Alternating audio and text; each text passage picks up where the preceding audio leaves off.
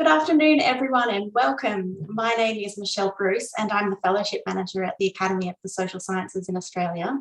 It's my absolute pleasure to welcome you all to the presentations by the new Fellows elected to the Academy in 2021. Joining you today from the unceded lands of the Ngunnawal and Ngambri people, and I pay my respects to Elders past, present, and emerging. I'll now introduce our MC for this event, Academy Fellow, Professor Kate Derrian-Meady. Over to you, Kate. Thank you very much, Michelle, and welcome everyone this late afternoon, evening. I'm speaking to you from Lutruwita, Tasmania, and the lands of the Palawa people, and pay my respects to Elders past, present, and emerging.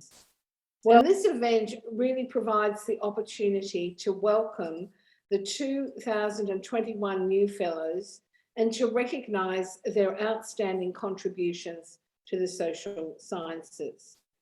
So, with no more ado, I would like to introduce our first speaker, and we're moving through this in alphabetical order. And our first speaker is Professor Frederik Anseel. Over to you.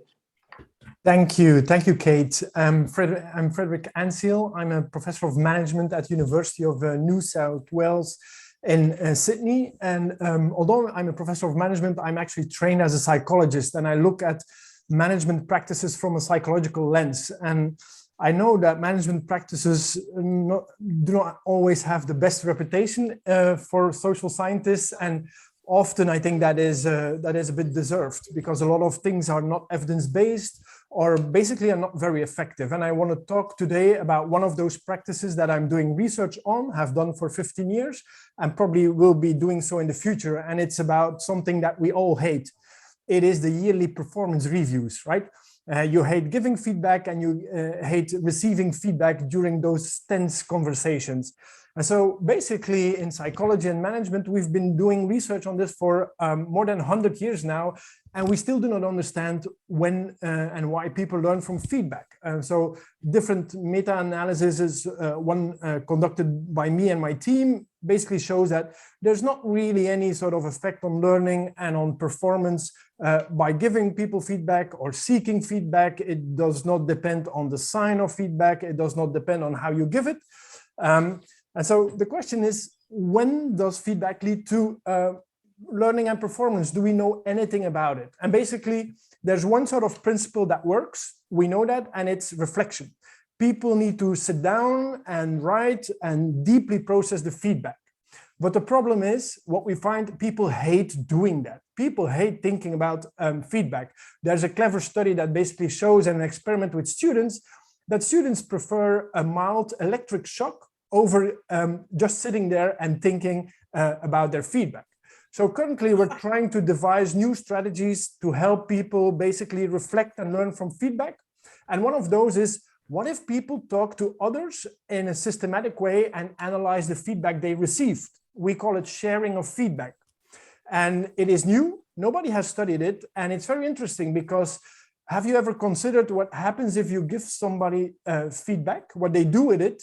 We basically find that in more than half of the cases, people basically do not sort of process the feedback on their own. They go out and talk to somebody else. So if you give somebody feedback, basically in more than 50% of the times, somebody else will hear about the feedback you've given.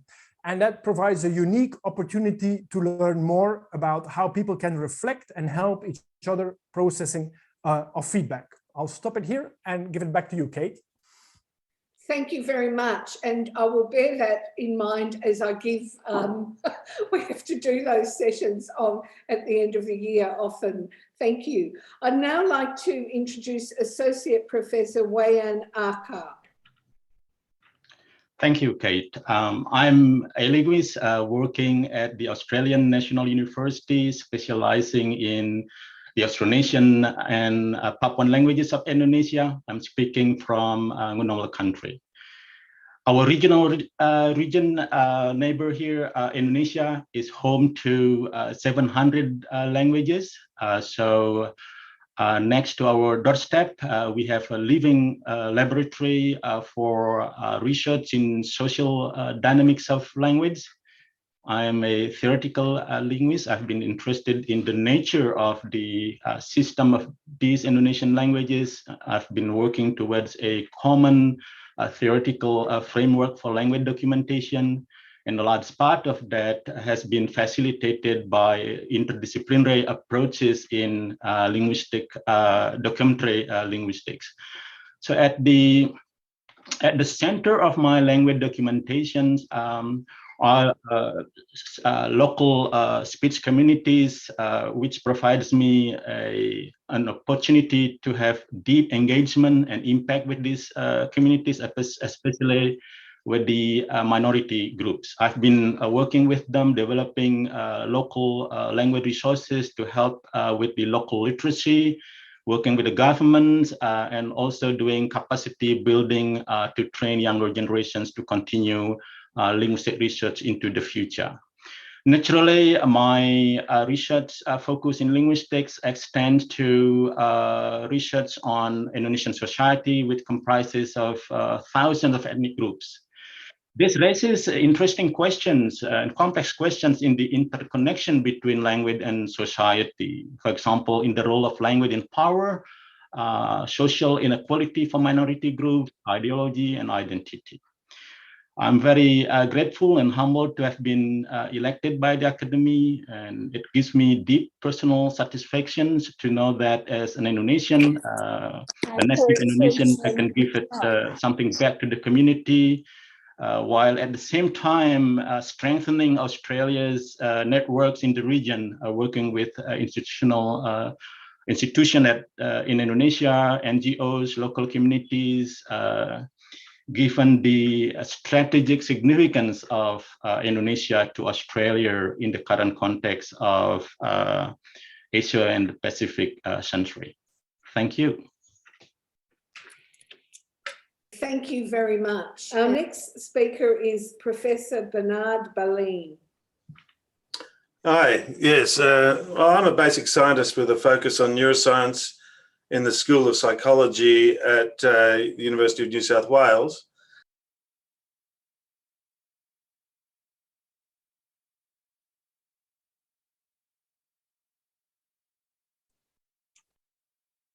Your sound's dropped out, Bernard.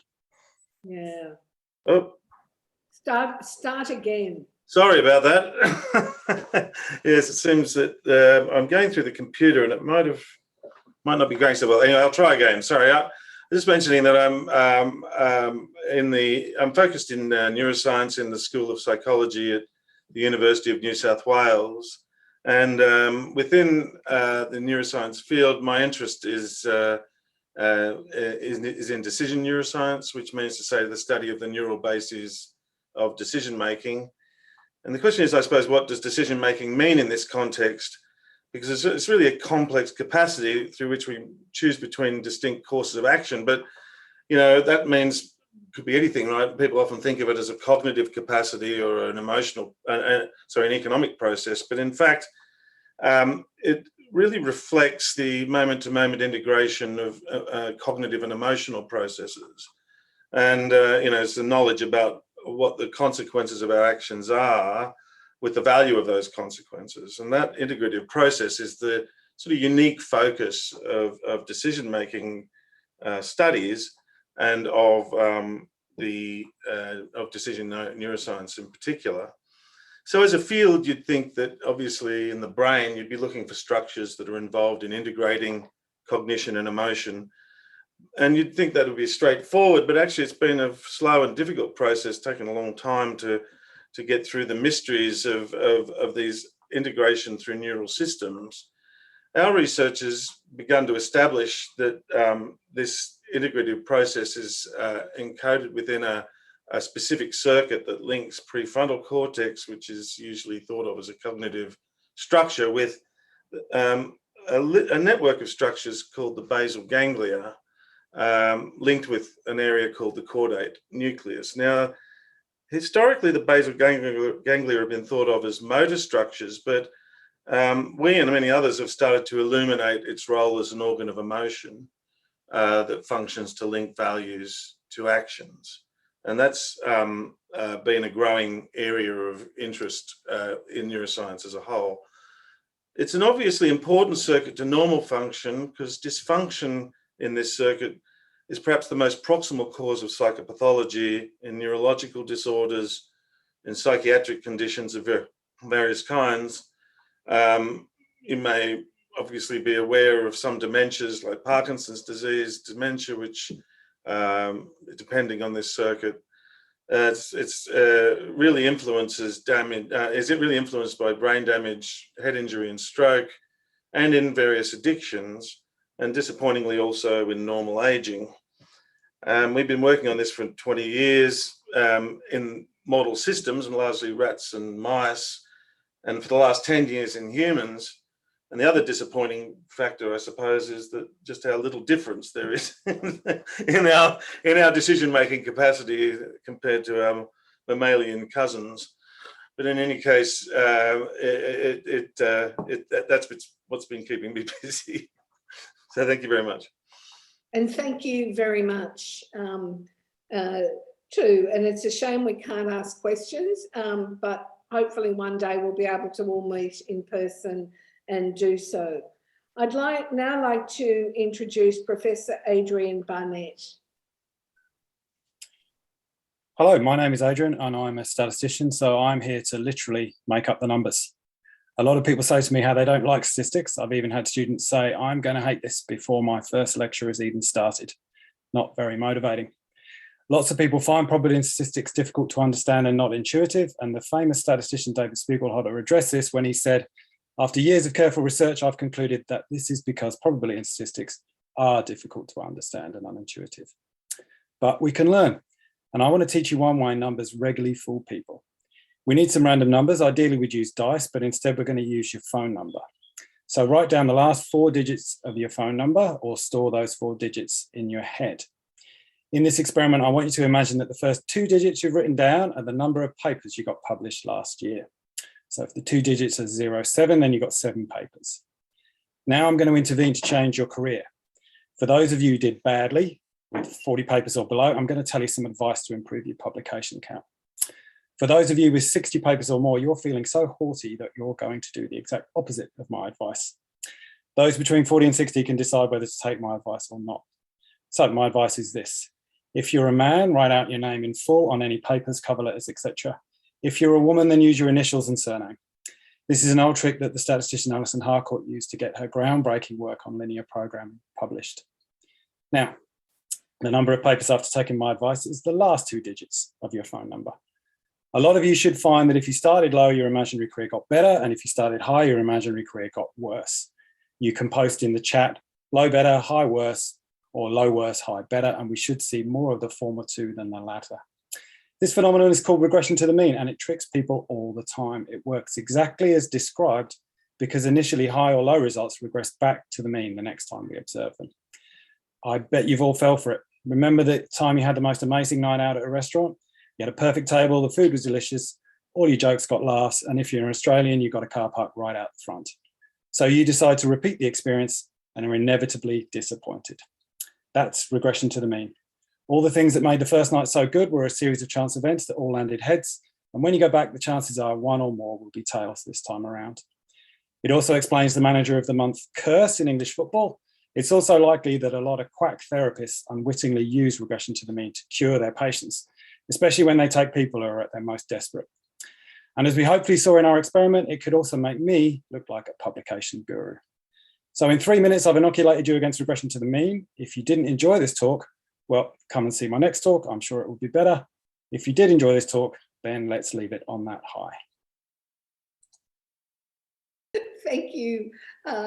Thank you very, very much. I'm still kind of trying to work through all of your numbers, but I really enjoyed that as someone who's never been a number lover. So much thanks there. I'd now turn to our next speaker, Professor Mark Bellgrove. Thanks very much, Kate, and thank you, the Academy, for my election. It's a great honour, and I feel very privileged. Okay, Adrian. So look, much like Bernard, I'm interested in the brain. I'm a cognitive neuroscientist at Monash University, and I'm particularly interested in the phenomenon of attention. Many of you will have periods during the day where you may have trouble to pay attention. Some of you might find you have amazing attentional focus and you can concentrate on seemingly boring tasks for long periods of time.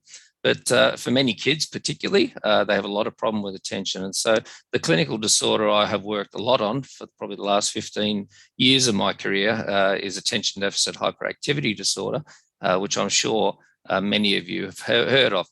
And in my lab at Monash, we tend to take a really interdisciplinary approach to studying this. So our core construct is attention that we study, also decision-making too. And we try and leverage a range of different techniques to understand how that plays out in the brain. So we use pharmacological challenge studies. We use genetics to understand how individual differences in our DNA relate to how well people can pay attention and why you and I might differ. And then we also probe the underlying brain systems using a range of technologies. So we can use transcranial magnetic stimulation to disrupt circuits in the brain and see how that impacts attention. Or we can record activity while people are doing tasks, either with EEG or functional MRI. And wherever possible, we like to integrate these techniques in the one hooly-dooly study. It makes for a better publication and more interesting. And we naturally do these studies in ADHD as well. We've developed a number of big cohorts at Monash. So most recently, I lead a project which is funded by the MRFF called Magnet, which is looking at ADHD and the overlap with autism spectrum disorder, trying to identify neurobiological markers and correlates. And I'm a really passionate advocate for early career researchers. That's one of the things that gives me great joy in my career, is mentoring early career researchers to success, whether that be in fellowships or in grants. And look, I really look forward to having good involvement with the Academy, Kate, and meeting all the other fellows whenever that may be possible live. Thank you very much. I actually thought that the diagram there certainly helped me understand what you were talking about as well. So that was great. Our next speaker is Professor Michael Berk. Hi, I just want to thank everybody for the privilege of being part of this society. I particularly value working in a multidisciplinary environment with colleagues from diverse disciplines, because the work that we do leverages off very diverse skill sets in order to achieve what we're trying to achieve. So I'm a psychiatrist. I run Impact, which is an Institute for Mental Health and Treatment Discovery. And we focus on novel therapy development. We've tried to put together a bench to bedside platform for the development of novel therapies for people with mental health disorders. So as an example, we can work with epidemiological risk factors. As an example, people in my team, like Felice Jacka, have worked with epidemiology to show that diet is a risk factor for mental health disorders. We've been able to leverage this to develop clinical trials of, for example, the Mediterranean diet, and shown that this can treat depression. Equally, we can work with biomarkers. We've worked, for example, with biomarkers of oxidative stress, and respectively, we've done trials of agents like N-acetylcysteine, which is an antioxidant, and minocycline, an antibiotic, which enhances the growth of nerve cells. And we've been able to show that this is an effective agent for treating depression. We also look at social risk factors, particularly focusing on caregiver distress and caregiver support. And we're working on clinical trials to improve caregiver support to treat people with depression and bipolar disorder. So we rely very heavily on a multidisciplinary team. We also rely very heavily on collaborative networks, and we've been privileged to lead Magnet, which is Australia's mental health adult general trial network. It's the first clinical trial network for mental health in Australia, and we're privileged to have partners from across the country in this.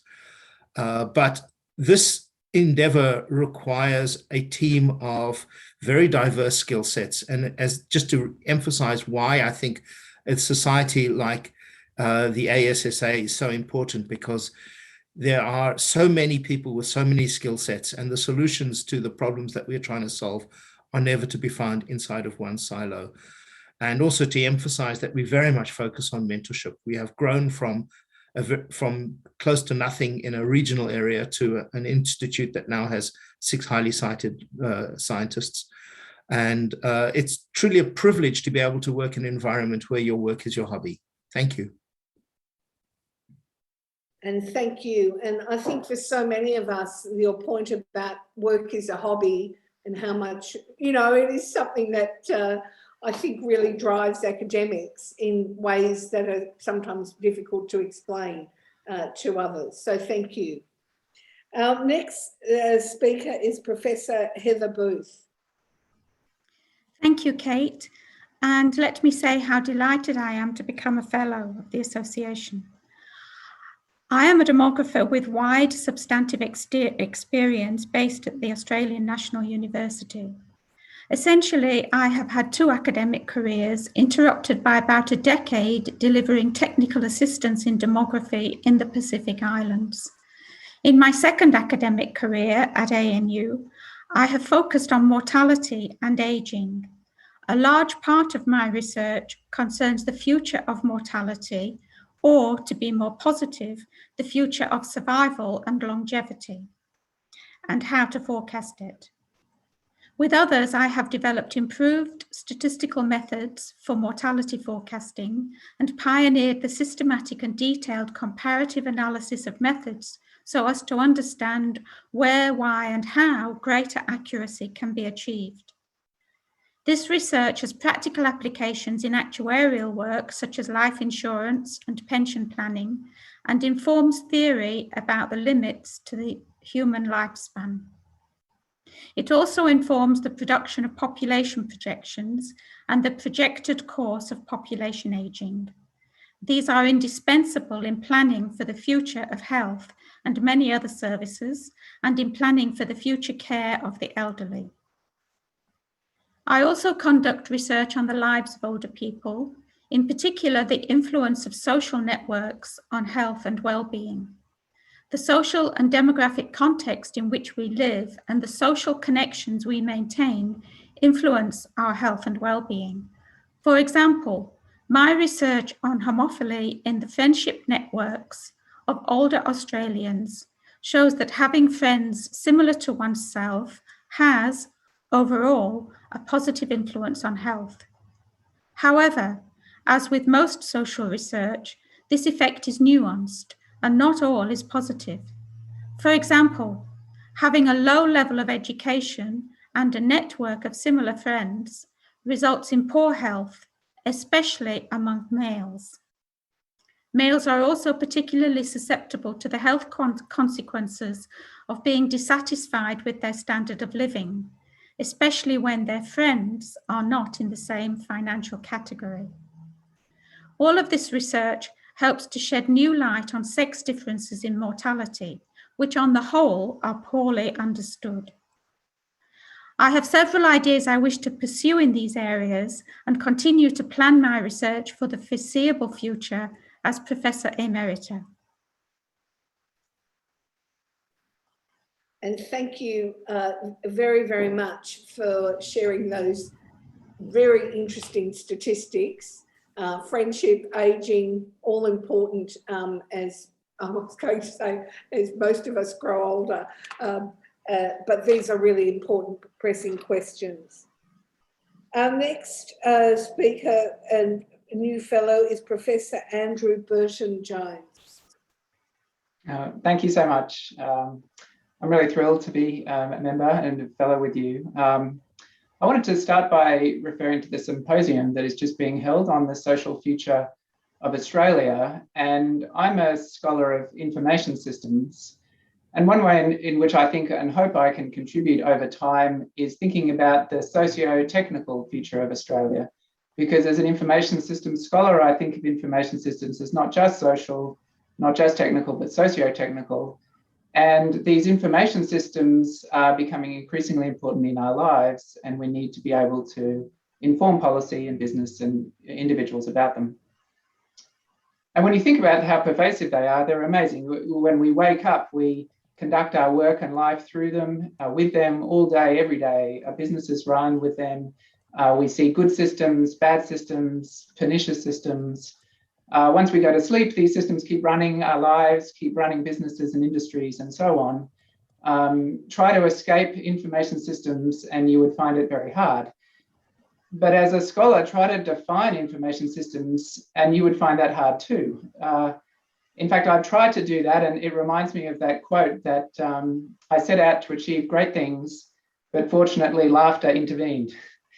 And I still try, so I do see myself partly as a basic researcher who, just like some of you might want to study the human condition or the nature of society or the function of markets, I do want to understand the fundamentals of information systems. And I see them essentially as representational systems. So just like some of you might be language scholars, I see them in that light. They are systems that enable us to model the world, to understand the world, to control the world. And using that approach, I've come up with methods for systems analysis and design that have proven helpful in some circumstances. I've also taken a leaf out of language scholars' books by trying to understand the fundamentals of language by looking at how information systems are used in practice to achieve certain ends. And this provides a segue for me to move from being a basic researcher to applied researcher. And I've situated myself in the digital transformation of healthcare, mainly because healthcare in Australia and around the world is completely unsustainable, the models we use. And information systems are part of the solution to that problem, but also part of the problem itself. So I've embedded myself with executives, clinicians, and policymakers in Queensland to try to be part of the solution to figure out how we can transform the information systems to transform the healthcare system in Queensland. Doing this has also led me to become a keen student of policy change, the difficulties of achieving policy change, the bridge between basic and applied research, and the struggle of staying in your discipline or being an interdisciplinary researcher. So I'm thrilled to be here. I have a lot to learn from all of you, and I'm just glad to be part of it. Thank you. And thank you so much. And I think we've also got much to learn from you, particularly the point, I think those challenges of moving across disciplines, but also into the policy space in research of one's many shared. Our next speaker is Professor Ray Chambers. Oh, hi, hello. Good afternoon, everybody. I'm Ray Chambers, and today I want to tell you about two of my current research interests. Both have at their core the estimation of counterfactuals, that is, events that could have happened but didn't. My first example is rainfall enhancement in arid regions via ground-based ionization. Increased raindrop formation in moisture-laden clouds by ground-based ionization is inexpensive, easy to implement, with zero environmental cost. But does it work? To find out, we first measured the rainfall in gauges downwind of working and non-working ionizers. Then we predicted the counterfactual, that is the rain that we would have seen in these gauges if in fact none of the ionizers had been turned on. Finally, we compared these predictions with the actual rainfall in the gauges. It's not quite as simple as it sounds. Modeling daily rainfall in gauges requires a somewhat complicated log scale model, random day effects, fixed effects, et cetera, et cetera, et cetera. But in a 6-year trial in Oman, this type of modeling allowed us to show a 16% increase in rainfall. My second example is sort of more topical. It's measuring the impact of human-induced regeneration. Carbon offsets are somewhat topical now. These are reductions in CO2 emissions that compensate for emissions caused elsewhere. The basic requirement for all carbon offsets is that they must involve something that reduces the amount of CO2 in the atmosphere. Human-induced regeneration, or HIR, is a carbon capture initiative overseen by the Clean Energy Regulator. HIR farmers generate carbon credits by management practices that encourage regeneration of woody and native forest, or WF growth, on degraded land on their properties. HIR farmers are paid well, but do they generate abatement that is unlikely to occur in the ordinary course of events? The counterfactual in this case is WF cover that would occur naturally.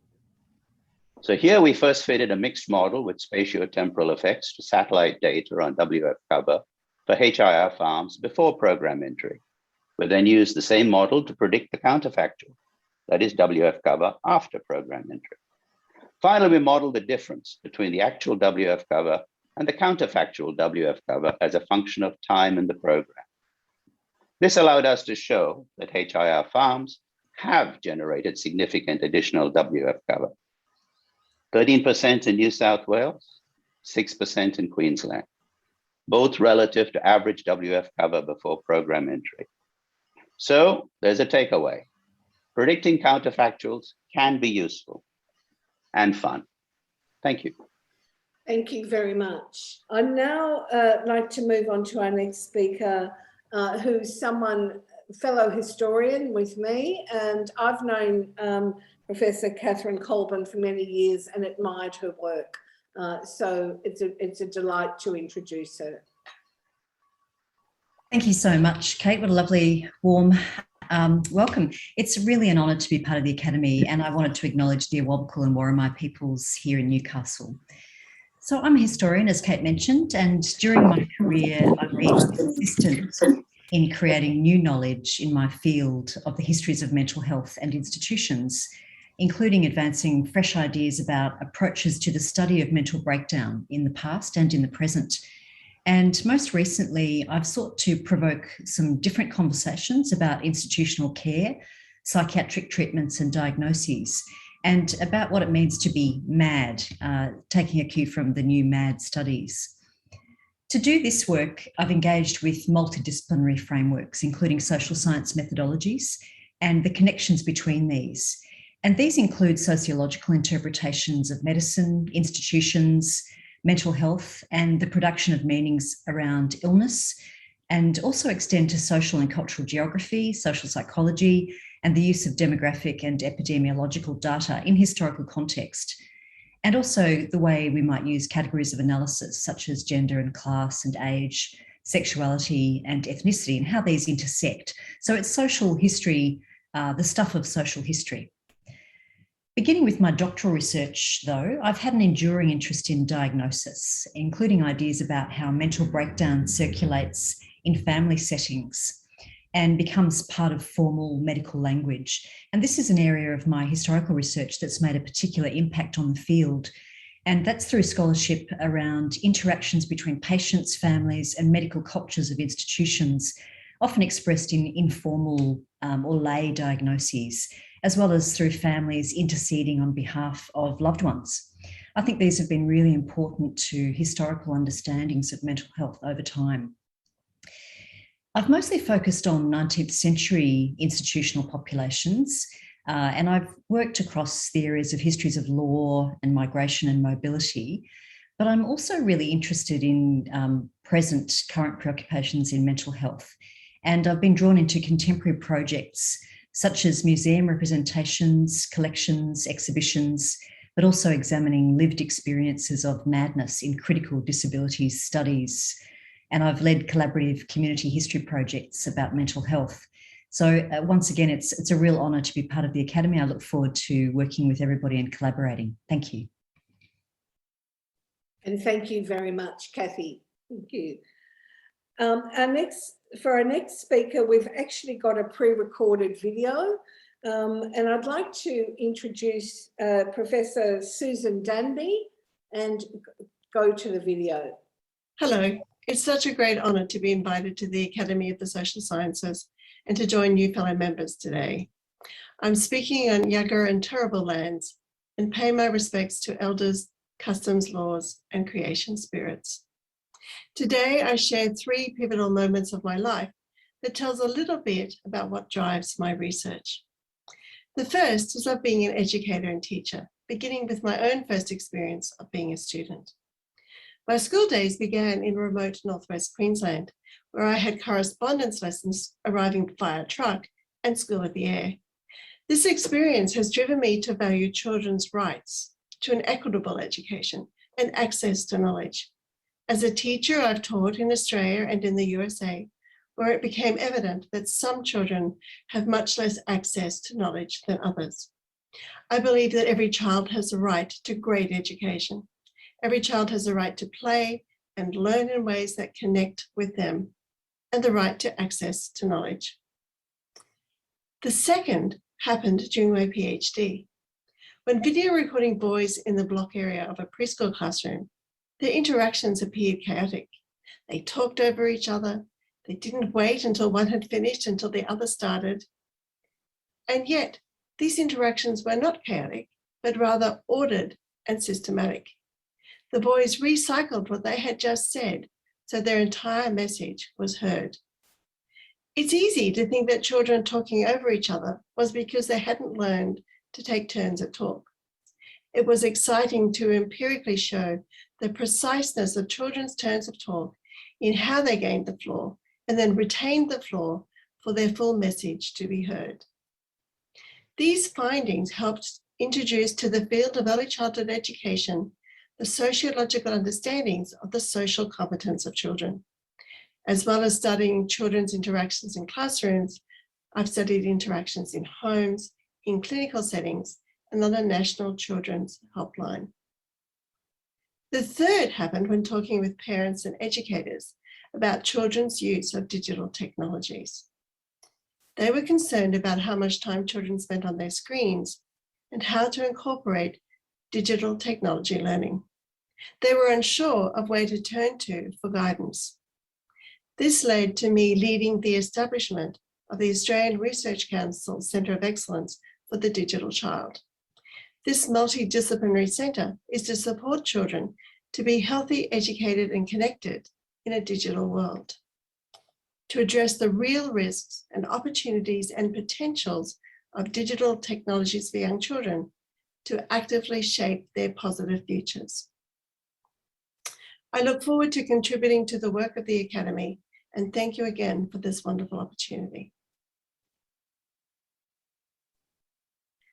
And thank you, Susan, who I think is actually with us tonight in the audience as well. Thank you very much for those really important insights.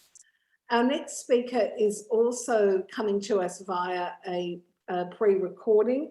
I'd like to introduce Professor Sara Davies. Hello, my name is Sara Davies. I'm a Professor of International Relations at School of Government and International Relations at Griffith University in Queensland, Australia. I'm coming to you from Yangon, and I pay my respects to the Turrbal and Jagera peoples on whose land was never ceded. My research is in global health governance and women, peace and security. In the area of global health governance, for a number of years now, I've been interested in why do states cooperate in terms of reporting to other states when they have an infectious disease outbreak.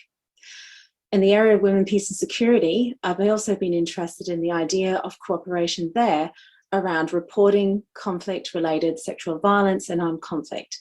In which situations do we see states reporting these incidences and the United Nations feeling that they're able to report events that are occurring, and what types of implications arise from early reports of this type of violence. So in my two areas of research, what I'm really interested in trying to understand is how do we improve environments where states feel like they need to do more to meet the insecurity of their citizens and other populations.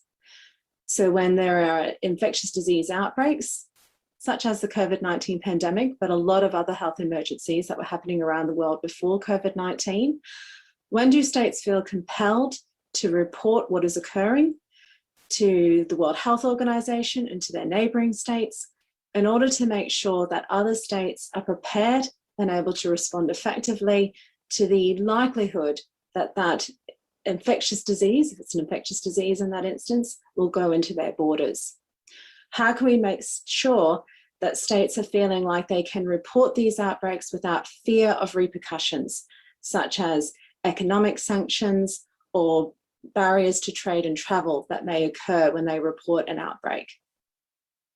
Being able to make sure that states feel like they can trust each other when they're doing the right thing by reporting an outbreak is really important for everyone to be able to be prepared and to respond effectively to health emergencies that do always find a way of travelling across borders and boundaries.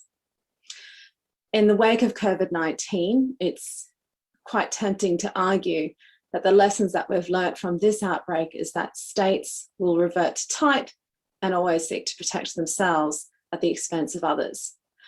I think in years to come, we're going to be asking a lot more questions about just what exactly we do know that happened over these first 12 months and then the 24 months and the long tail of COVID that will continue to affect our lives. And that's an important part of my research. And I'm so delighted and honoured that the Academy has recognised it. And I look forward to continuing to do this research. And I always welcome questions and people to contact me. Thank you. And I'd like to thank Professor Davies for that presentation, and which has incredible relevance for us all now. Our next speaker, new fellow, is Professor Chris Edmond. Hello, everyone. My name is Chris Edmond. I'm coming to you from the land of the Wurundjeri. So thank you to the Academy. I'm delighted to join you. I'm an economist at the University of Melbourne. I primarily work in macroeconomics, that is to say the study of the aggregate economy. And my particular research interests in recent years have concerned the aggregate implications of market power, of product market power. So roughly speaking, the aggregate implications of monopoly power. So situations where firms are charging prices that are sort of too high relative to like the social marginal cost of producing the goods that they provide. So I've worked on kind of two main projects, one attempting to quantify, so what are the welfare losses or the welfare consequences of market power in the aggregate, and the other body of research working on what are the implications of how that interacts with international trade. So these are both like classic long-standing sort of topics in economics. And I guess what my research has brought to the table is two things. So one is kind of like theoretical tools to deal with monopoly, or more precisely oligopoly problems on a large scale. These are kind of notoriously difficult problems to work with. And then secondly, kind of integrating that with administrative microdata. So in particular, most of my work has actually used US census data, where my co-authors and I have like had access to kind of like detailed administrative data, which is of the kind required to estimate and work with these large scale models. Yeah, so that's me. I'm delighted to be with you, and yeah, looking forward to it. Thank you. Thank you very much, Chris. Thank you. Our next speaker is Professor Nisvan Erkal. Thank you very much, Kate. It's a pleasure to be here today. I'm a microeconomist at the University of Melbourne, and my research is motivated by understanding decision-making in strategic environments and under uncertainty.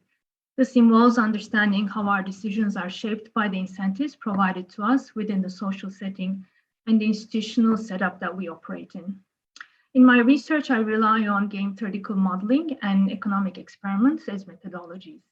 I started my career with an interest in the economics of innovation, developing game theoretical models of the innovation process with policy questions in mind. My interest in experimental economics grew over time as I wanted to learn more about the predictive power of the theories I worked with. As a field, experimental economics has played an important role in challenging the mainstream assumptions we make in economics regarding human rationality and selfishness. My research here has been motivated by identifying the biases at either the individual or the institutional level that affect economic outcomes.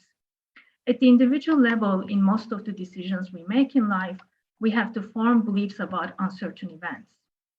Traditional economic models assume that people base their decisions on rational analysis. I test this assumption by focusing on how we update the beliefs we initially form about others with the arrival of new information about them.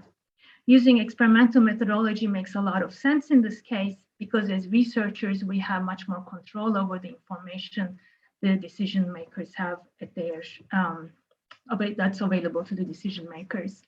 My work in this area has shown that we as human beings treat good news and bad news of others differently. In both cases, the belief updating process may not follow the what's dictated by rational analysis. And the question is whether we can explain these deviations. So I've been interested in what are the sources of the biases. And to date, we have been able to establish that projection biases, gender biases, and the power the evaluator has in the interaction with the decision maker can contribute to these deviations. The ultimate question is, are these results important? Finding biases or not in beliefs is important if the beliefs are going to play a role in the decision-making process. But what if they don't?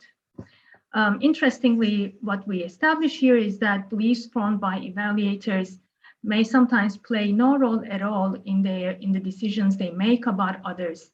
And this may depend on the gender of the person being evaluated. The other type of biases that I've been interested in are institutional biases. Since institutions are designed by human beings, our biases may also manifest themselves in the way the institutions are designed. I have analyzed this question in the case of leadership, showing that significant and potentially undesirable selection biases may emerge depending on the design of the selection mechanism. Thank you. And thank you very much, Nisvan. And I notice in the chat that you've spoken on the Academy Seriously Social podcast about incentives. So can follow up and find out more what you've got to say about that. So thank you very much for that. Thank you. Our next speaker is Professor Robert Faff. Good. Thank you very much. I'm Professor of Finance at Bond University. I've been an academic for almost 40 years and an active researcher for more than 30. I would find nothing more boring than to listen to my own research and tell you about it. So instead, I've got a 3-minute video that I think encapsulates what I feel I've learnt over the experience as from being an academic. So it is a 3-minute video. And welcome to the Pitching Research Framework, a program that enhances learning about the research process. Engage with a program of distinctiveness, coherence and clarity of purpose. The Pitching Research Framework founds an innovative, interactive and digitalised educational program to learn research process, emphasising the core principles of responsible science. The Faff Research Framework is a simple communication tool for pitching your research idea to an expert in the field. Its biggest strengths lie in its structure, its simplicity, the fact that it's methodical and clear and focused. The 11-item PRF comprises 4 elements of the big picture framing, 3 basic building blocks, 2 key questions, 1 bottom line plus 1 other considerations. Engage with a program that positively influences student learning and the student experience. The program has developed a suite of MOOC-like teaching learning modules and tools. There is an integrated set of online resources. It can be calibrated for many levels of study, be sequentially graduated for increasing levels of mastery, and support flexible modes of engagement. Engage with a program that has enormous breadth of impact, using the primary strategy of collaboration and sharing.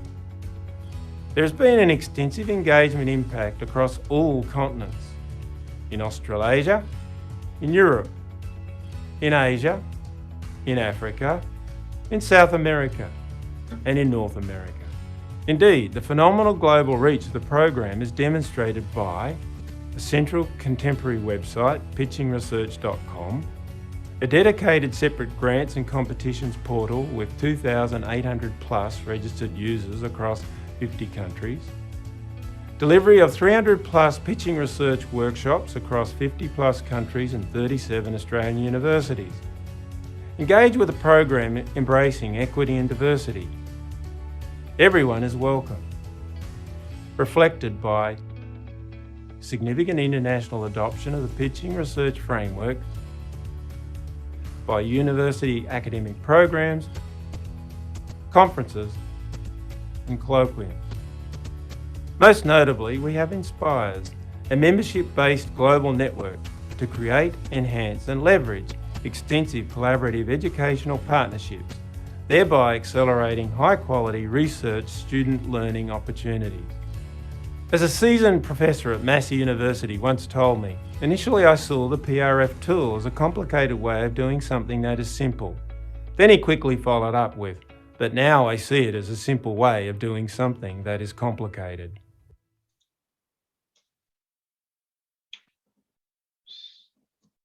Thank you.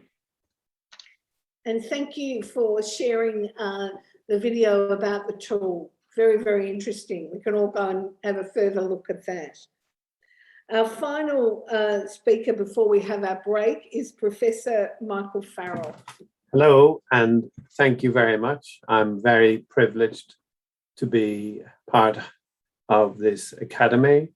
I feel very much in terms of my broad interests that you offered me a fellowship that is deeply meaningful to me. I come from a background in medicine, psychiatry, and addiction, and I see this as an area that brings together a whole multidisciplinary approach.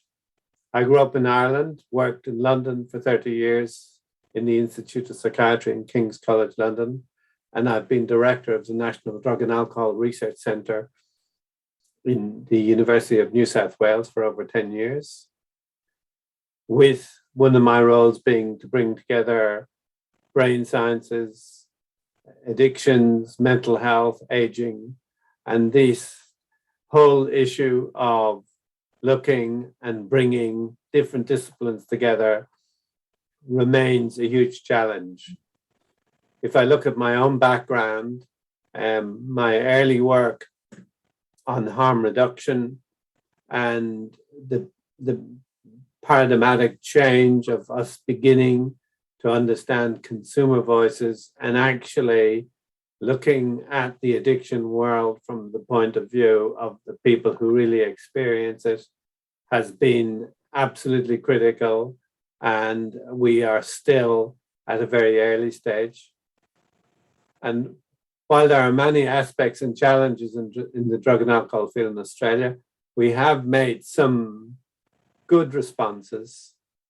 However, addictions remain a huge challenge for Australian society, and the issue of social equity and approaches to closing the gap for the Indigenous community remains a source of ongoing shame for Australian society. I thought I'd finish off really by adapting some of the words from Seamus Heaney's final address on his Nobel Prize on Poetry around our social science type research, which is both a buoyancy and holding, allowing for simultaneous gratification of whatever is centrifugal and centripetal in mind and body. And it's by such means that we touch the base of our sympathetic nature, while taking in at the same time the unsympathetic reality of the world to which that nature is constantly exposed. The form of our research, in other words, is crucial to its power, which is the power to persuade the vulnerable part of our consciousness of its rightness in spite of the evidence of wrongness all around it. The power to remind us that we are hunter and gatherers of values, and that our very solitudes and distresses are creditable insofar to that they are earnest of our veritable humanity. Thank you. And thank you very, very much for drawing on Seamus Heaney and those very important final words. This we'll move on to the second half of the new fellows' presentations. And the first new fellow that we're hearing from is Professor Marilyn Fleer And I think there is a pre-recorded video for this one. Hello, everyone. If you're watching this, it means I haven't got internet access. I'm on holidays, first holiday that I've had for 2 years. I'm Marilyn Flair. I'm at Monash University, and I want to tell you a little bit about my work. I have a ARC funded through the Laureate Fellowship Scheme, programmatic research, which seeks to explore imagination in play and imagination in STEM. There are 3 pillars of research that I have colleagues who are taking forward. One is to look at how infants, as they become toddlers, as they become preschoolers and go into school, develop concepts in STEM.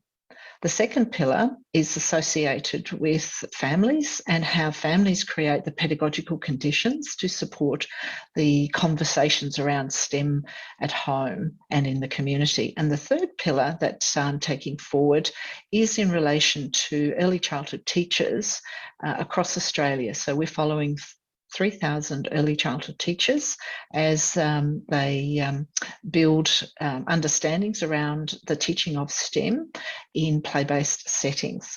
We have a research project specifically beginning with a conceptual play world, and that play world creates a collective context which educators and children jump into a story, go on journeys, meet problems, solve them in the imaginary play. So what we're learning in our research is that in an infant's room, where traditionally the educator works with individuals and maybe brings the group together for meal times and perhaps a story, our research is showing that in imaginary play worlds, conceptual play worlds, that this sense of collectiveness can begin really early, and it's exciting and it's groundbreaking because we've never thought of infants and toddlers working together collectively in an imaginary play situation before. So that encapsulates the work that I'm doing, but also additionally to that, I have a additional funding for a Kathleen Fitzpatrick a Laureate Fellowship, and that is to support women in research. And in the area that I work, early childhood education, there has been a very short history of research support. So this is a very important area for building and taking forward a legacy in research in young children from an educational perspective, play-based settings. So that, in a nutshell, is what I'm doing. And I hope there's some people in the Academy who are interested in connecting, because I would love to have some conversations with you all. Thank you. And thanks to Marilyn on holiday. And I'm sure there'll be a number of people who want to connect up with her. Our next new fellow, Professor Nicole Gillespie.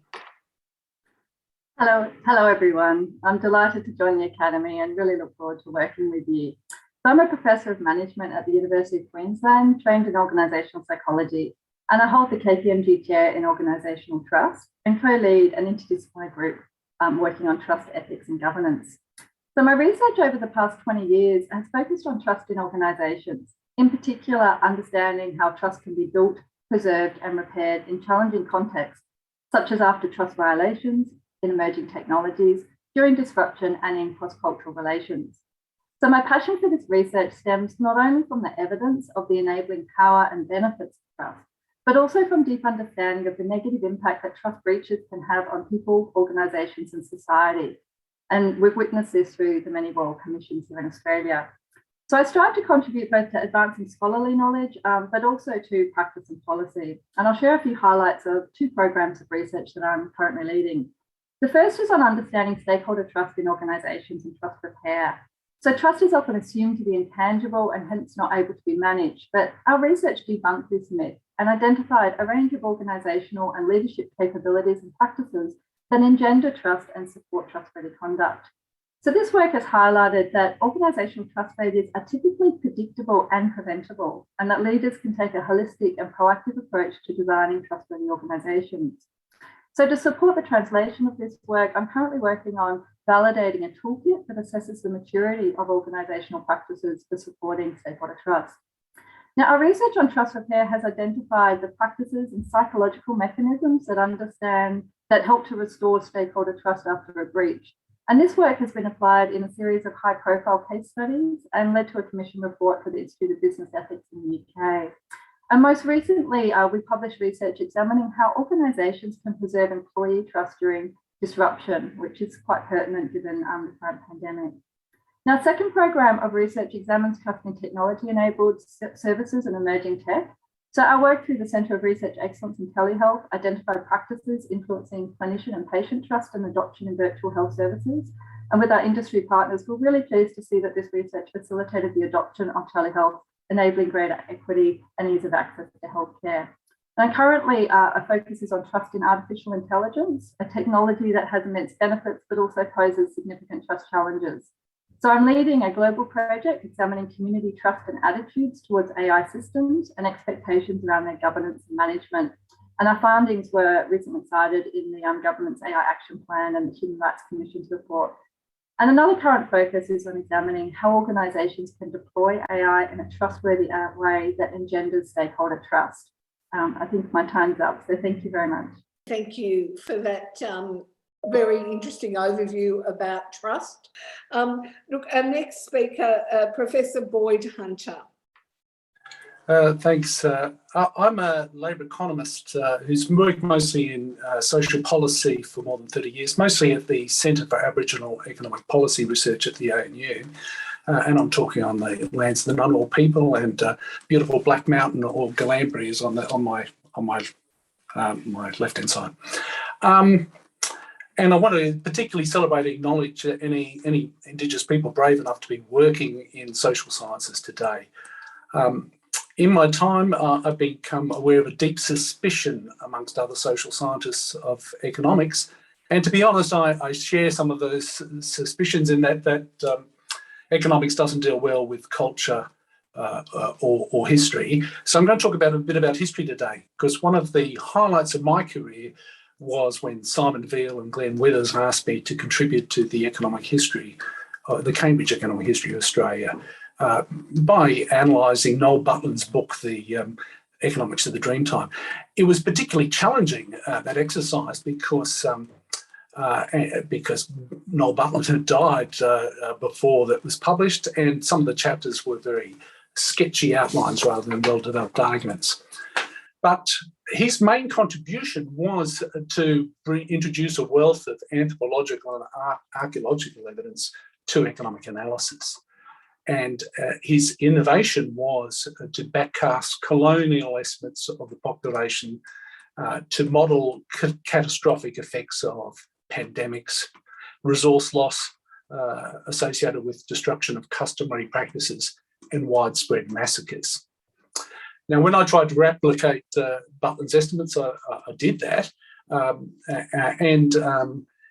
generated a range of estimates, which the median which was close to what the anthropologists had actually suggested, the Mulvaney consensus, that there was about 800,000 people before colonisation.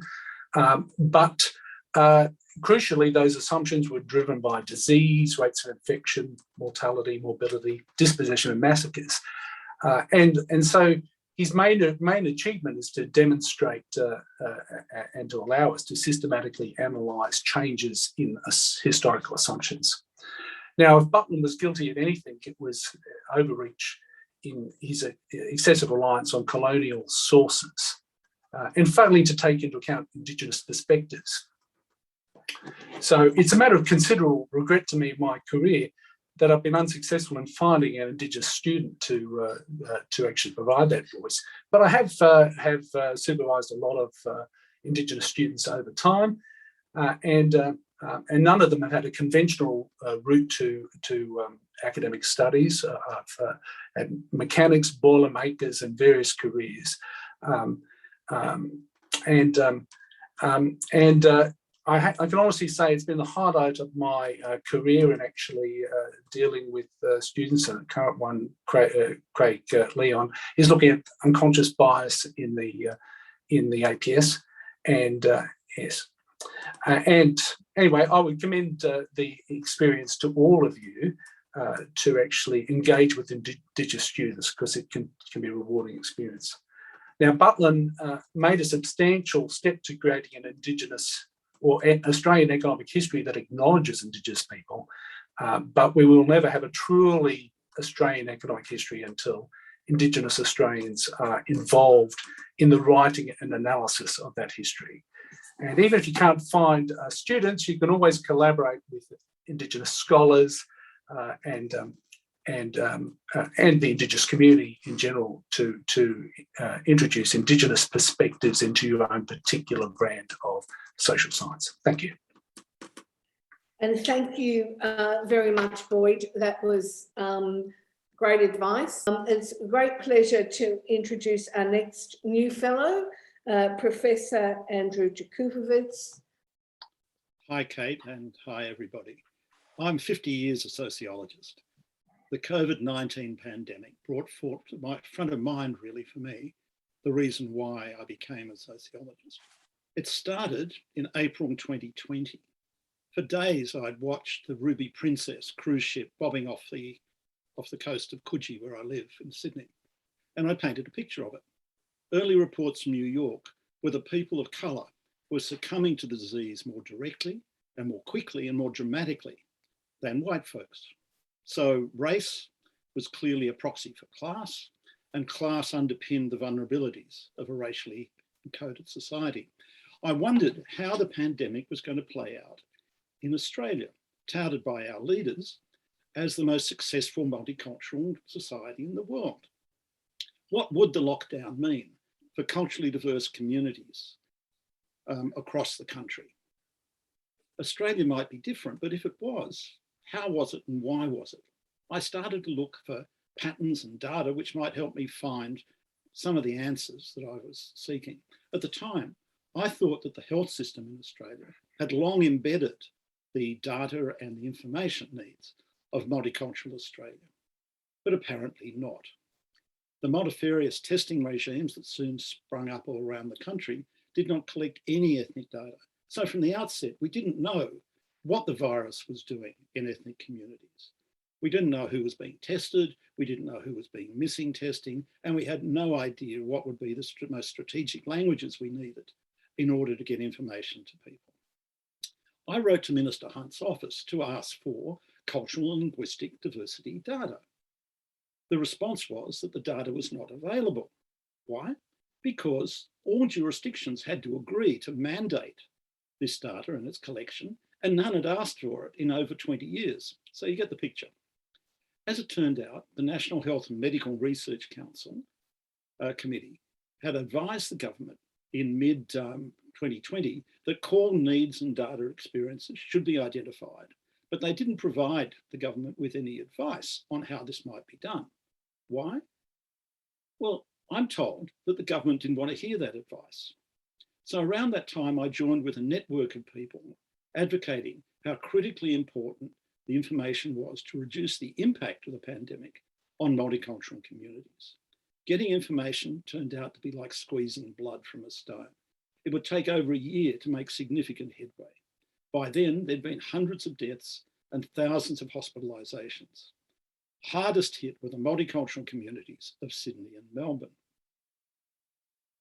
In November 2020, finally, the government established a CALD, Cultural Linguistic Diversity Advisory Group on COVID.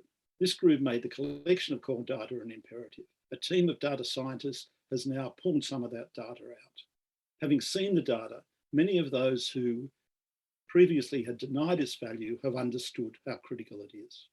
My learning from the plague is that the infection is about biology.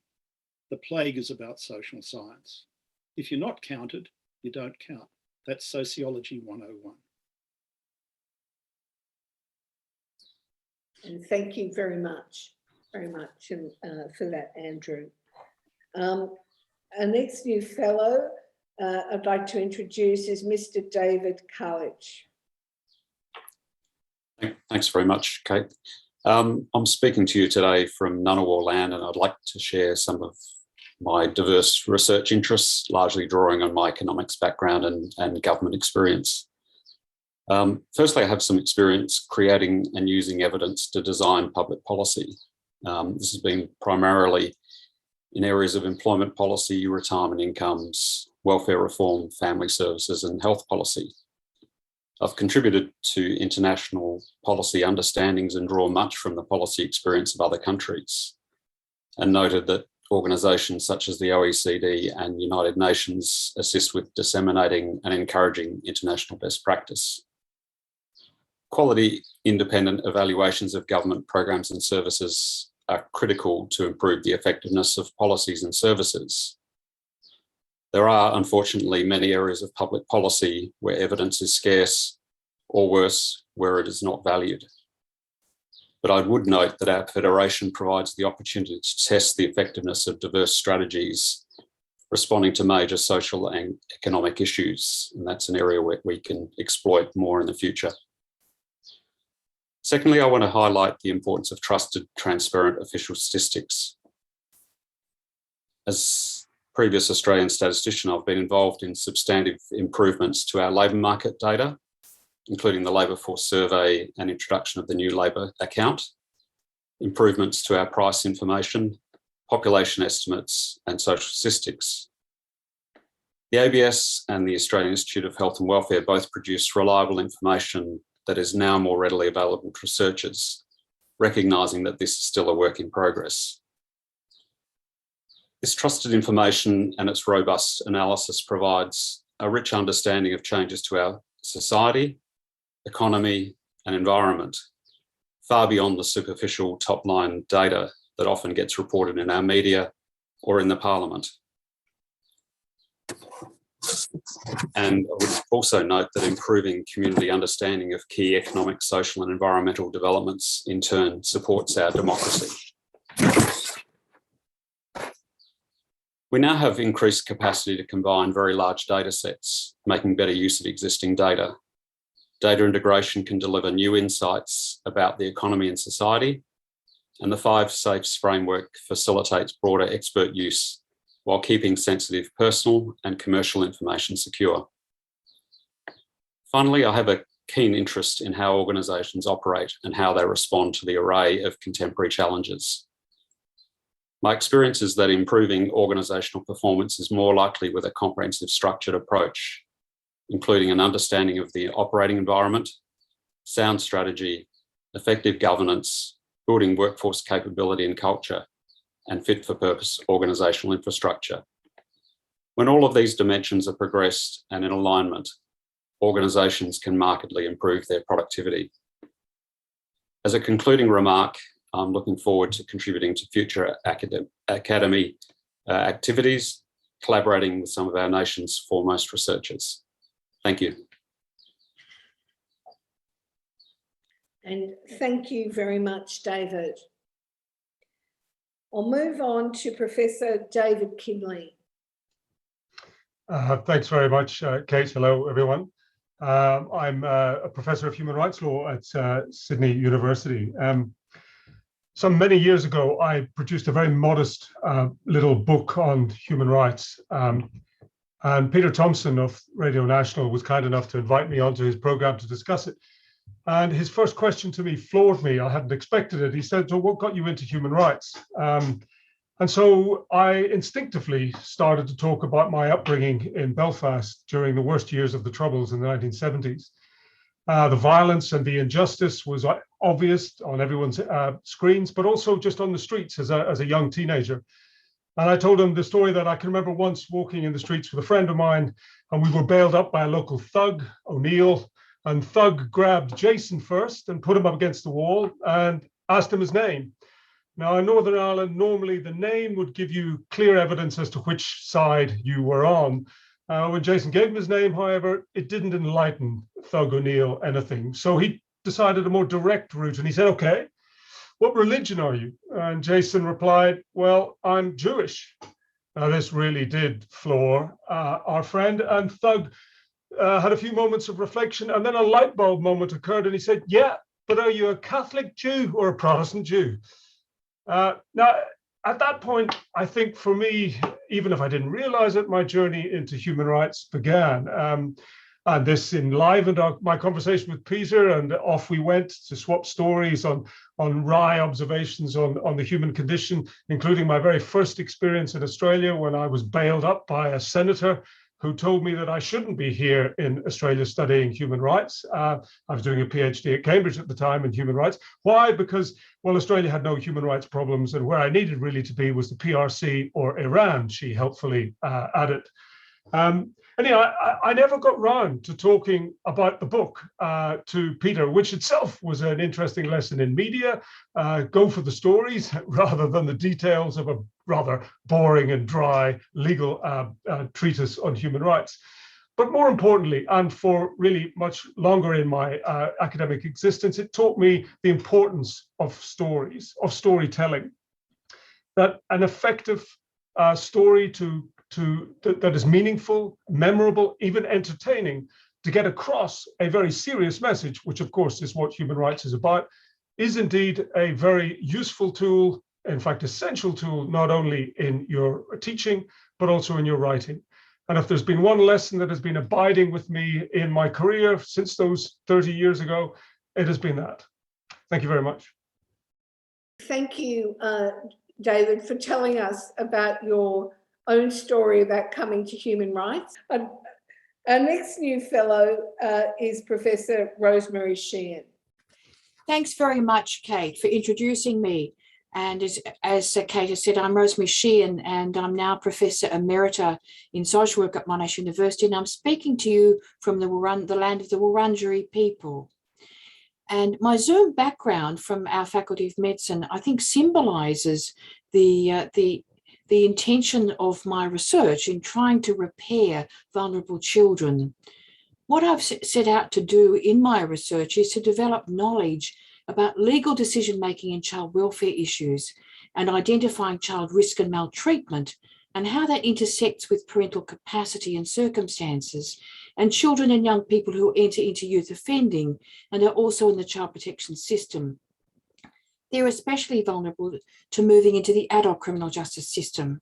And the community increasingly engages in criminalising these young people, and positions harden towards them in terms of helping and finding ways to demonstrate that it is more effective to look for innovation and problem solving to turn children away from entrenchment in the justice system. The work I've done and do intersects with other loci of vulnerability. I focused on women in prison, parental mental health problems, and this has invited broad multidisciplinary and international research collaborations. One such example is the collaborative research project on child protection in the Pacific. I've worked a lot on developing alternative practices for legal decision-making in child maltreatment matters, and was seconded by the Victorian Government to work on their new child welfare legislation.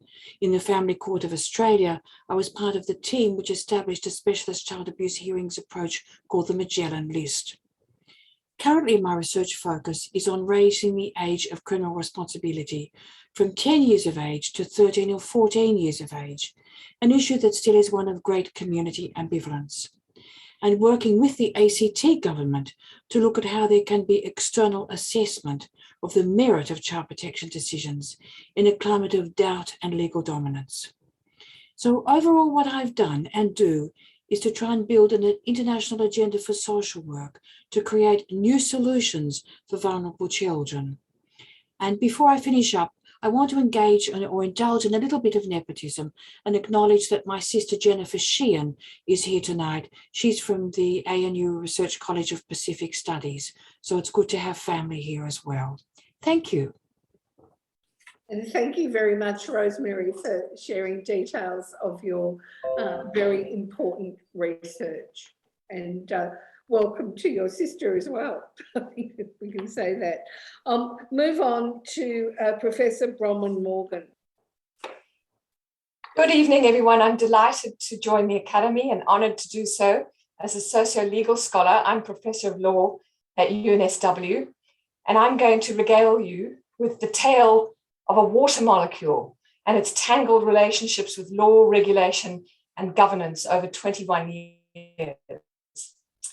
Told in 4 chapters by the water molecule itself. Chapter 1, in which my relatively peaceful life as a managed resource came under pressure My days of being delivered from rivers and lakes to the people of Sydney and being managed by a government-owned entity changed in the 1990s as I found my life increasingly pressured with national competition policy biting down into my atomic structure, bringing with it corporatization, private sector management techniques, and increasing conflicts over the catchment management of Warragamba Dam. Chapter 2, in which I found myself pulled between conflicting identities, that of an investable asset and a cry for human rights. The dynamics of globalization and transnational trade, which had given birth to national competition policy, spread across the world. I found myself the object of intense speculation and competition from 4 or 5 transnational water companies bidding for 20, 30-year concession contracts to manage water services in cities spanning the globe from La Paz to Johannesburg to Auckland. At the same time, others attached themselves to me with the cry of human rights, invoking me in constitutional litigation in South Africa or as part of Mother Earth in the Constitution of Bolivia. Far from my everyday ecological existence, something of a stalemate ensued in regulation, policy, and governance.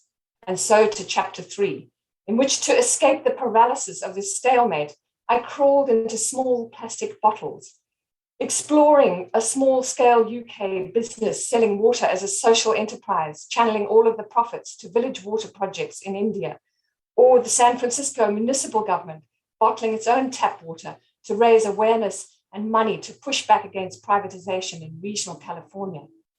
Here, in this confined space, I could sense public and private law and governance rearranging their elements, creating fertile hybrids.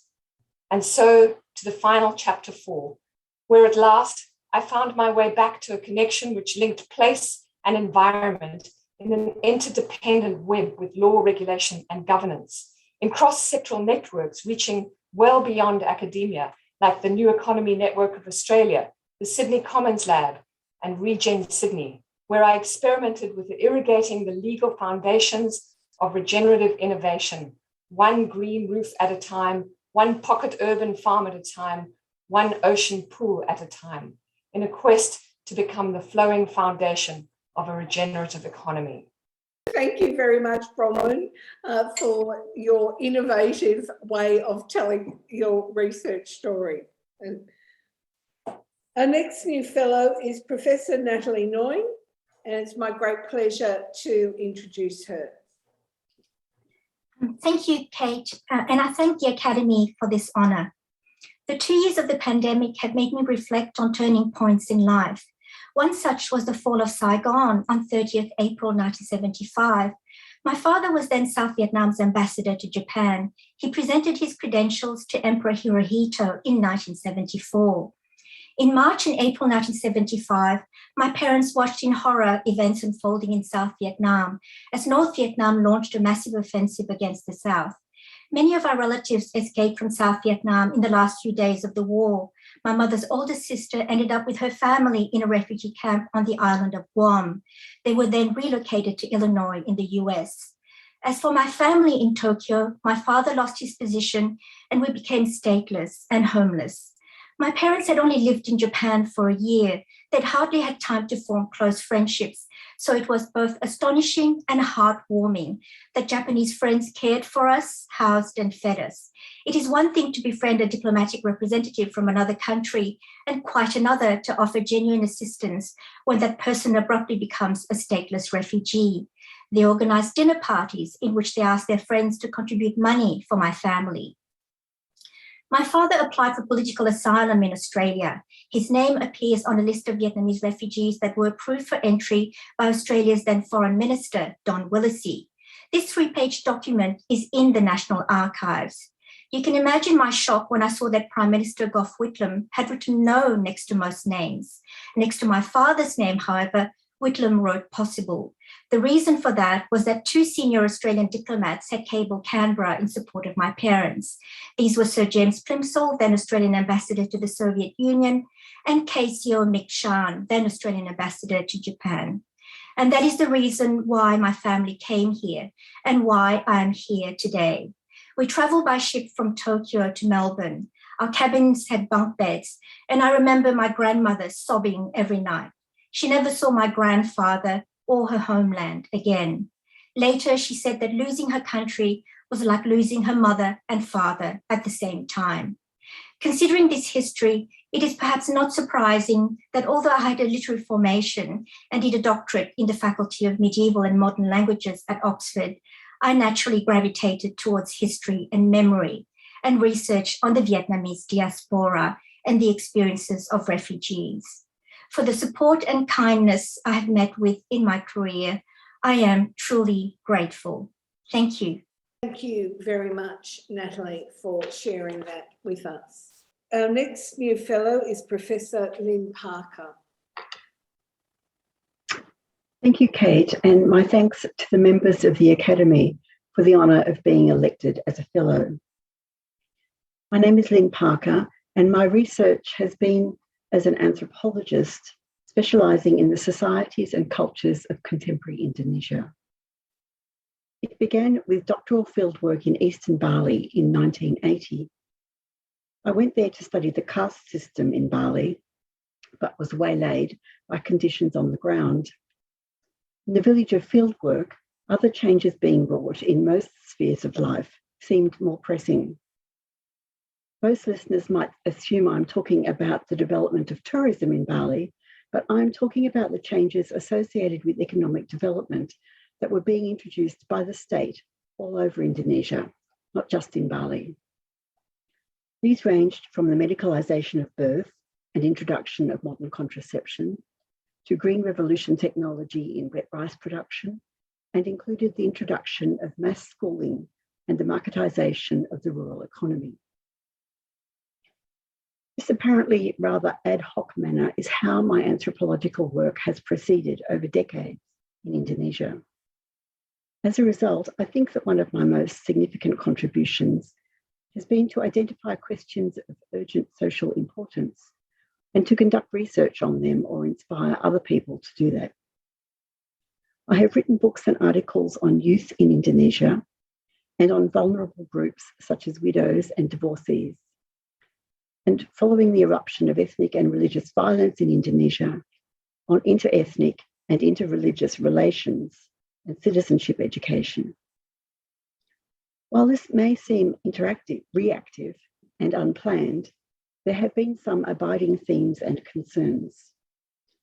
The analysis of gender inequalities, the ways education can contribute to preventing and ameliorating social disadvantage and conflict, shining a spotlight on stigmatised and vulnerable minorities and on those who have been left behind by development, and attending to environmental issues.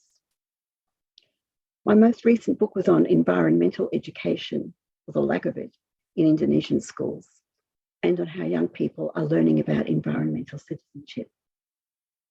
My current preoccupation is a large project on economic, social, and health vulnerabilities in Indonesia.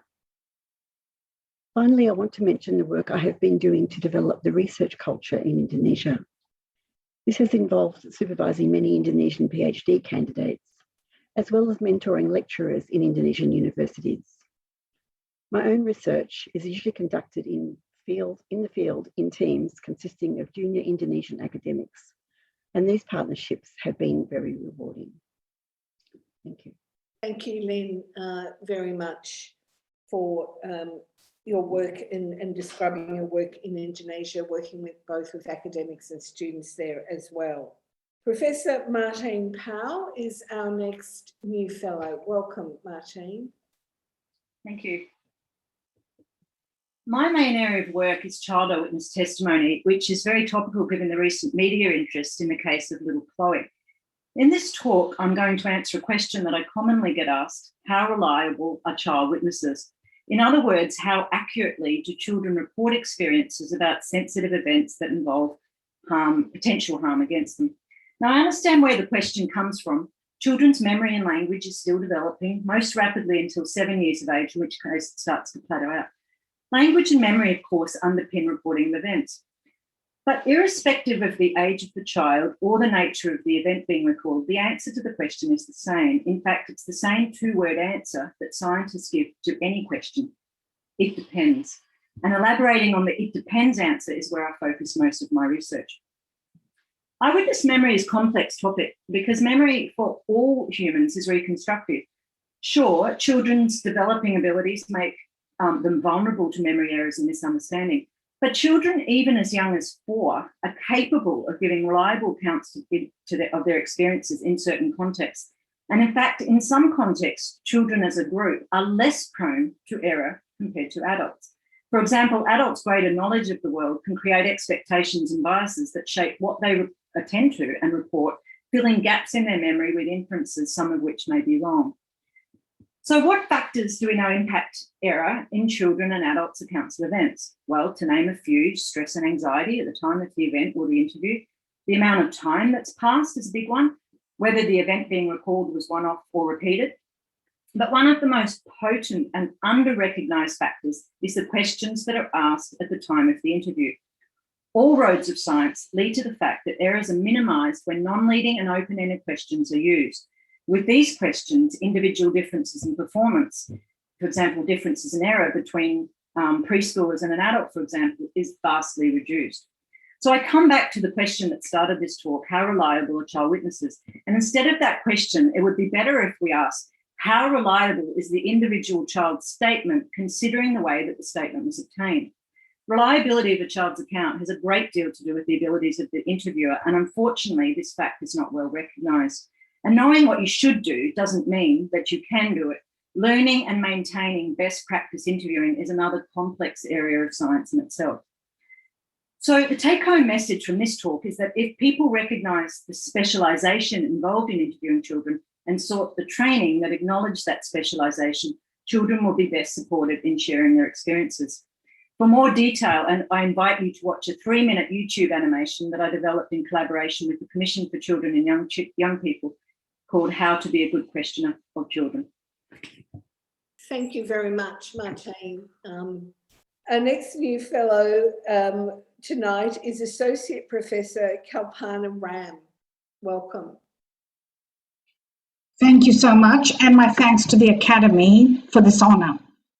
I speak from unceded land of the Gadigal people of the Eora Nation, and while I acknowledge their elders, I also want, in a related fashion, to acknowledge the legacy of my parents' and grandparents' generation for their participation in a history of a massive anti-colonial mobilization in India, which meant that the India I was born into was still politically energized by what could be achieved through concerted large-scale movements that work across alliances in diversity. And that actually forced not only a quit India movement that forced the colonial regime out, but also forced the new government to consider in some fashion the inequalities of caste and gender. So this was the history that actually I came with to Australia as a migrant, and with which I entered the emerging debates in universities and social movements here, and in my case, particularly in Marxist philosophy and feminism. And I was readily equipped to contribute critical perspectives, for example, on the assumptions of white feminism. Anthropology's commitment to long-term ethnographic immersement and engagement with communities has afforded me a lifetime's journey into challenging my own assumptions. I now write about the politics of inequality and injustice as something that grows out of the way in which we embody our histories of inequality. And this perspective will also inform my new areas of research and topics, which will look at the interface between music, aesthetics, and performing arts of India, and ethical forms of engagement. My research has been grounded in ethnographic work in fishing and agricultural communities in Tamil-speaking South India. And although these are so central in economic terms, their cultures have been marginalized anew in new ways in post-colonial India. But immersive long-term work of the kind I've done generates unexpected journeys. And although I began with gender inequality in relation to the sexual division of labor and new technologies and work, what actually also emerged as an absorbing strand in my work was religion, because many of these communities were Catholic, and that flushed out my own tacitly Hindu assumptions about India. And even the so-called Hindu cultures of Dalit communities was actually quite unrecognizable to me. And it took me a long time to work out how it was that, for example, their explosive, ferocious goddesses and their rituals that culminated in possession could make sense to me. In fact, what emerged was a profound lesson in the fact that as I worked with women's experiences of maternity and reproduction and infertility, that these were their spiritual tools with which they reinterpreted their own suffering, grief, as well as anger. And the ferocious goddesses now emerged anew as ways in which the patriarchy was continuously reminded, in fact, of what it owes women and the accumulated anger of women when that which is owed is systematically violated. So that turning to such goddesses and being imbued by their energy was in fact a way of reinterpreting and channeling both anger and grief. So to conclude, my work has been taken up by activists in India in their fight against a political leadership and now government that seeks to remake India into an exclusively Hindu and an upper caste Hindu polity. But by the time I wrote my last book, the strands that had been most baffling to me had also become generative of a whole new way of widening the meanings behind some of our most fundamental assumptions. How should we understand human agency? What is the breadth that is entailed in living injustice? And what is the role of affect and emotion in human understandings of the world? Thank you. And thank you very much, Kalpana, for outlining your work. Professor Alison Ritter, welcome to our new Fellows Forum. Thank you very much, and thank you for having me. I'm coming from unceded Birra land. My area is alcohol and other drugs. I've worked in the area for more than 30 years. Some people may say that I'm addicted, and I am, and we all are. And I note it's 6:29 p.m, and there may be people who are thinking about a beverage of some description at this point in time. My work is with people who experience alcohol and other drug-related harms. I've worked clinically with people with problems. I've done a lot of research. And my current work is about policy and about how do we get governments to make better decisions. There are lots of better decisions that could be made. I'll give you 3 examples of some of my current work. Firstly, our drug laws in Australia, where we have harsh criminal penalties for personal drug use. Secondly, we don't allow people better information to make positive choices. I'm speaking here about pill testing for young people so they can test their drug and make a choice. And thirdly, we have a woefully underfunded treatment system. We treat about half the number of people who need alcohol and other drug treatment. The program that I lead, the Drug Policy Modelling Program, generates new evidence, translates evidence into policy relevant information, and studies policy processes. The things that vex me are the nexus between evidence and policy. We really have not got that right. And I'm interested in new ways of understanding that nexus, for example, through anthropology, and I'm working with an anthropologist. The second thing that vexes me is democracy and democratic participation. So who should be at the table making decisions? Should it be people who inject drugs? Should it be our current politicians? Should it be experts and academics? And where are the voices of living experience in these important policy decisions? Thirdly, I've been working on the issue of values and the relationship between evidence and values in policy dialogue. I have been arguing for a values-led debate, and I think some of our COVID policy making has really demonstrated the importance of values. It takes a village to raise a child, and it takes a village to raise a social scientist. Thank you to the previous incumbent for mentioning the patriarchy.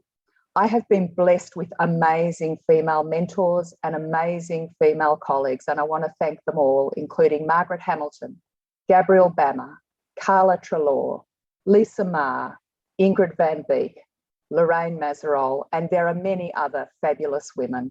Thank you very much. And thank you, Alison, for that, for talking about the importance of mentors and mentors particularly for women, but also sharing the things that vex you, and I think vex a lot of us, about decision-making for policy. So thank you very much. It's my pleasure now to welcome Sean Scalmer, who was a colleague of mine at the University of Melbourne for many years. Welcome, Sean. Thank you very much, Kate. I'm zooming to you from the traditional lands of the Wurundjeri people, and I'm delighted to join you all. I'd characterise myself as a social science mongrel. I mean by that I work in history department, very happily, I should say, but my PhD was in political science. My first continuing job was in sociology, and my undergraduate training was in economics. But what connects all those, or how I channel all of that experience and training, is in the study of political change. I'm concerned with political change, how it happens, and how it connects with economy and society. And I've worked on this problem in relation to Australia and Australian history, but also transnationally.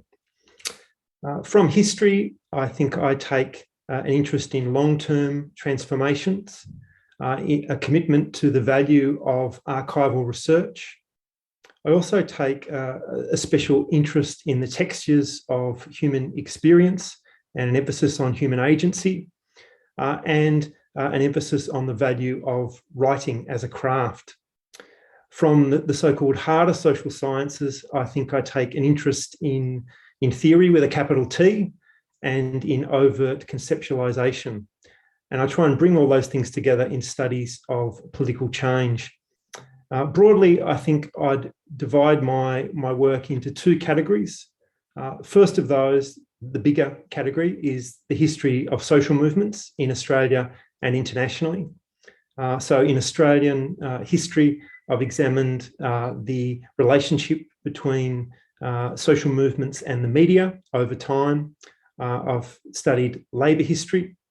And in transnational history, I've been particularly interested in the history of non-violence, and in particular, the influence of Gandhi on Western social movements that led to a book called Gandhi in the West. But I haven't just been interested in the history of social movements. I've also been interested in electoral politics and party politics and how they relate with change and sometimes obstruct change. I suppose here there's been a number of books, but the major one has been a history of electioneering, a transnational history that attempted to trace the rise of the campaign speech as a political form and its implications for public life, elections and power. That was a book called On the Stump. But I've also written institutional histories and been interested in biography. So my latest book, my last book, was a study of a particular radical liberal, someone named Graham Berry, who I think had a very important influence on the making of modern Australia. In the future, in the immediate future, I'm working on two projects. The first of those is an attempt to write a history of the struggle over working time, tracing that struggle through in Australia from the 19th century through to the 21st. And I'm also trying to write a transnational history of direct action, which is great fun, but is moving quite slowly.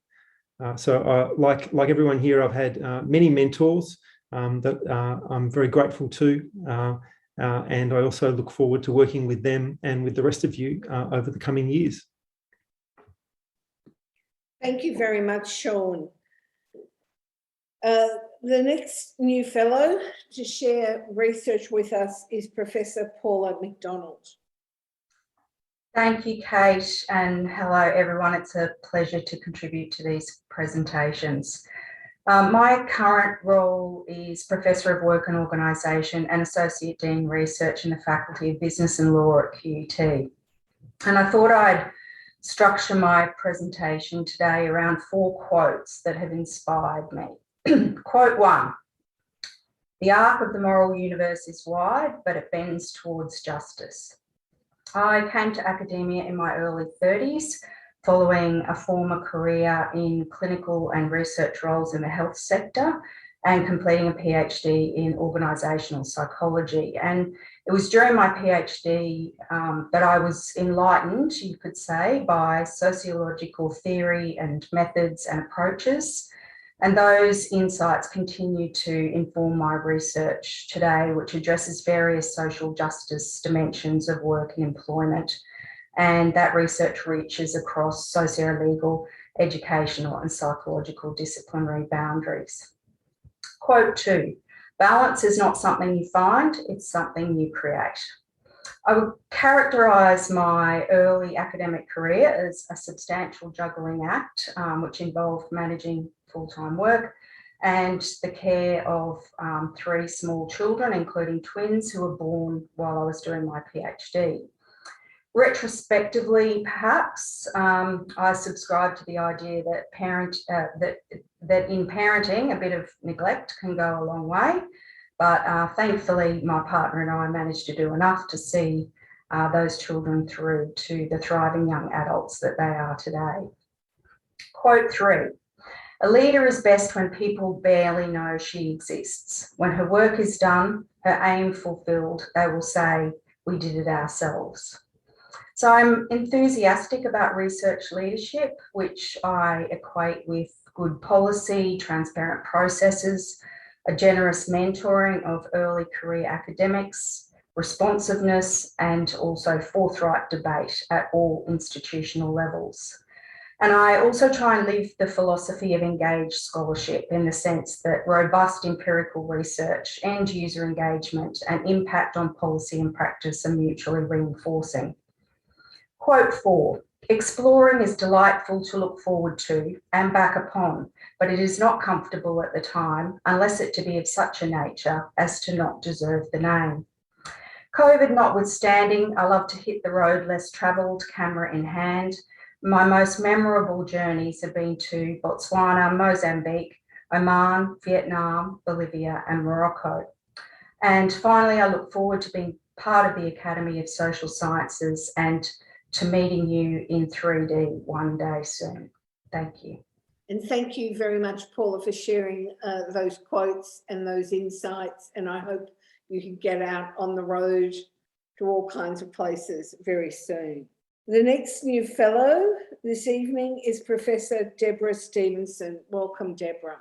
Thank you, Kate, and thank you to the Academy. I'm joining from the Gadigal land of the Eora Nation. My background is in sociology, and I have long-standing research interests in and expertise in urban sociology and cultural policy studies. My urban research is focused on different aspects of urban development and the nature and experience of urbanism. I've also been interested in urban policy and planning. A central concern of all this work has been with what sociology can bring to understanding urban processes, including the ways in which power works in urban contexts.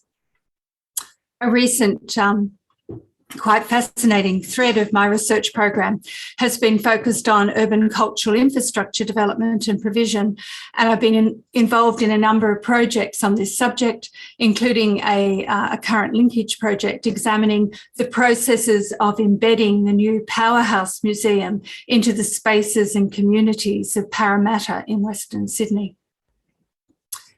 This interest in urban cultural infrastructure dovetails with my research into arts and culture. In fact, it was in the course of my urban sociology research that I first encountered cultural planning, which calls on local governments to be strategic in their approach to cultural provision, including by linking it to urban policy and planning and using the arts in urban redevelopment strategies. Also important was the positioning of arts and culture as industries. And much of my work is focused on examining the social and cultural consequences of this positioning at local, national, and international levels. For instance, I'm currently working on a major project examining how a creative industries agenda is reshaping many of the local cultural policy initiatives of UNESCO, including its Creative Cities Network. And I'm working on a book that ambitiously claims to reclaim arts and culture for the social. Underpinning all my work in both urban sociology and cultural policy studies is a concern with two major forms of social inequality, class and gender. These are structures of inequality that continue to be produced and reproduced by the urban, including cultural infrastructure development, and are also important fault lines in the production, consumption, and governance of culture. So I don't have a clock, so I have no idea how long I've been talking, but I would just like to say thank you again to the Academy. And I'd also briefly like to acknowledge my colleagues in the Institute for Culture and Society at Western Sydney University. It is indeed a considerable privilege to work with such a highly collaborative and supportive team of colleagues. So thank you. Thank you very much, Deborah. Professor Frans Verstraeten is our next new fellow. Thank you, Kate. I'm presenting from the land of the Gadigal people of the Eora Nation, and also from the land where Charles Perkins got his academic degree. I'm the head of School of Psychology at the University of Sydney. Apparently, I'm the longest serving head of school, but that will end next year, so I will have time to do some research. So I'm hoping to do that in a successful way. My research interest is adaptation, and in a way it's about the question how organisms adapt to fast and sometimes slow changing environmental conditions. It actually makes you, it makes it possible to function under a large wide range of environmental conditions. And a good example of that you all know is probably dark adaptation. When you go to bed, you turn off the light. You won't see anything initially, but slowly in time you'll start seeing forms again, at least if there's a little bit of light, so maybe from your alarm clock or from some light that comes through the curtains from the moon, right? This recalibration process, as we call it, happens in all sensory domains, and it's generally in technical terms known as gain control. My early work was focusing on that kind of gain control in adaptation to movement. So for instance, we know that it's harder to perform when you're moving than when you're stationary.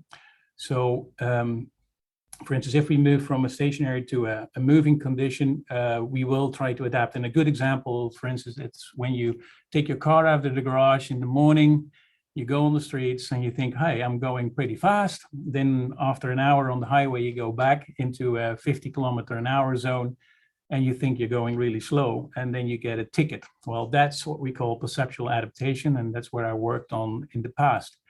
In the recent years, I have shifted my attention to adaptation to technology, and at least to adaptation to technological advances that we can use in the health domain. We particularly look at choices, lifestyle choices, and the effect on mental health. So like in the old style assessment, mostly were questionnaires and the famous dot probe techniques, right? But there are kind of methods of what I call methods of last resort. But since we're lacking better methods, academics and clinicians keep using them. And we have set up a whole virtual reality environment where we look at several biomarkers like eye movements, pupil size, galvanic skin response, heart rate variability, and a couple of others to find out which are the most predictive for specific disorders and especially on substance abuse. So I'm very excited about that, and I hope now I have more time soon to do research to tell you more about this in the future, and thank you for your attention. And thank you very much, Frans, for telling us about adaptations. Our final new fellow is Professor Helen Watt. Thank you. I join you today from Gadigal land, where I'm a Professor of Educational Psychology, also at the University of Sydney with Frans, and delighted to join the Academy. Why do people choose their education and career pathways, and does it matter? Over the last 25 years, I've been researching the plans of adolescents and young adults, their motivations and self-concepts, in heavily theory-driven, large-scale programs of research, the longest of which examine declining participation in advanced maths and sciences, especially by girls, among 1,300 plus youth, followed from grade 7 until now they're aged in their mid-40s. And the engagement and wellbeing of beginning teachers, with, in the Australian sample, more than 2,000 of them since they entered their teacher education, until now up to 15 years teaching experience, together with Paul Richardson at Monash. Valid data identifying long-term trends and influences are needed to understand and address both the move away from STEM fields and attract and sustain effective teachers. I've worked to develop suitable measures that have been widely translated with high uptake in international comparative studies, which allow what I refer to as natural experiments across systems and settings that differ in policy relevant ways. It seems amazing in this day and age that on average, girls continue to consider themselves less able in mathematics and remain less interested than boys, despite the high level public attention for well over 30 years. Self-concepts and interest are the strongest motivators of mathematical STEM career choices overall. For girls, perceiving usefulness was also key, and I've been delighted to hear other colleagues who are interested in values, value-driven decision-making. Making explicit connections between maths and its social uses and purposes is therefore an important lever to heighten girls' engagement. Adolescents also often have inaccurate ideas of which careers require developed STEM skills.